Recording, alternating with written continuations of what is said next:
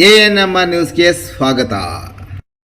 ಭಾವನಾ ಆಸ್ಪತ್ರೆ ನಗರಸಭೆ ಹಿಂಭಾಗ ಎನ್ಆರ್ ಬಡಾವಣೆ ಚಿಂತಾಮಣಿಯಲ್ಲಿ ಸಂಪೂರ್ಣ ಡೆಲಿವರಿ ಹಾಗೂ ನವಜಾತ ಶಿಶು ಆರೈಕೆ ಎನ್ಐಸಿಯು ಸೌಲಭ್ಯ ಸಮೇತ ಒಂದೇ ಸ್ಥಳದಲ್ಲಿ ಸಂಪೂರ್ಣ ಚಿಕಿತ್ಸಾ ಸೌಲಭ್ಯ ನೀಡುವ ಏಕೈಕ ಆಸ್ಪತ್ರೆ ಭಾವನಾ ಆಸ್ಪತ್ರೆಯಾಗಿದ್ದು, ಆಧುನಿಕ ಮೂಲ ಸೌಕರ್ಯ ಮತ್ತು ನವೀನ ಸೌಲಭ್ಯಗಳು, ಎಲ್ಲ ರೀತಿಯ ಇನ್ಶೂರೆನ್ಸ್ ಸೌಲಭ್ಯಗಳು, ಕ್ಯಾಶ್ಲೆಸ್ ಇನ್ಶೂರೆನ್ಸ್ ಸಹಿತ ಸೌಲಭ್ಯಗಳು ಸಿಗಲಿದೆ.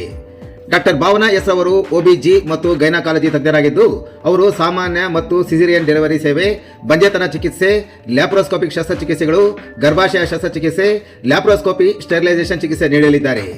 ಇನ್ನು ಡಾಕ್ಟರ್ ಅಭಿನಯ್ ಆರ್ ಅವರು ಮಕ್ಕಳ ತಜ್ಞರಾಗಿದ್ದು, ಅವರು ಮಕ್ಕಳ ಆರೋಗ್ಯ ಸೇವೆಗಳು, ಲಸಿಕೆಗಳು, ಮಕ್ಕಳ IPD, NICU ಮತ್ತು ICU ಸೇವೆ ನೀಡಲಿದ್ದಾರೆ. ಇನ್ನು ಇತರೆ ವೈದ್ಯರಿಂದ ಸದರಿ ಆಸ್ಪತ್ರೆಯಲ್ಲಿ pediatric neurology, pediatric surgery, general medicine ಮತ್ತು general surgery, ENT nephrology, urology, onco surgery ಚಿಕಿತ್ಸೆ ಸಿಗಲಿದೆ. ಇನ್ನು ಹೆಚ್ಚಿನ ವಿವರಗಳಿಗೆ ಸಂಪರ್ಕಿಸಿ ಭಾವನಾ ಆಸ್ಪತ್ರೆ, ನಗರಸಭೆ ಹಿಂಭಾಗ, ಎನ್ಆರ್ ಬಡಾವಣೆ, ಚಿಂತಾಮಣಿ.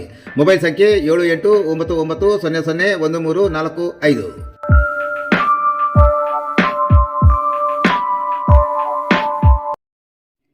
ಅಕ್ರಮ ಮದ್ಯ ಮಾರಾಟ. ಕೆಂಚಾರಹಳ್ಳಿ ಪೊಲೀಸರು ಮನೆ ಅಂಗಡಿ ಸೇರಿ 3 ಕಡೆ ದಾಳಿ, ಮದ್ಯ ವಶಕ್ಕೆ.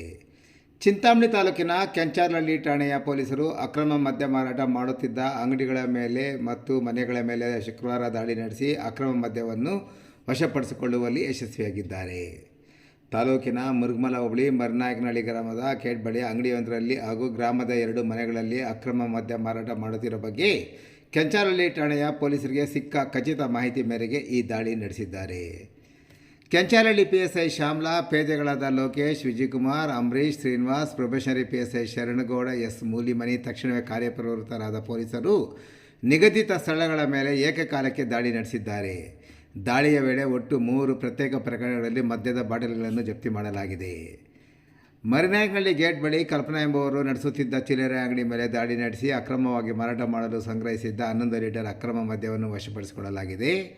ನಂತರ ಗ್ರಾಮದ ರುಕ್ಮಿಣಿಯಮ್ಮ ಎಂಬುವರ ಮನೆ ಮೇಲೆ ದಾಳಿ ನಡೆಸಿ 6 ಲೀಟರ್ 840 ಮಿಲಿಲೀಟರ್ ಮದ್ಯ ಜಪ್ತಿ ಮಾಡಲಾಗಿದೆ.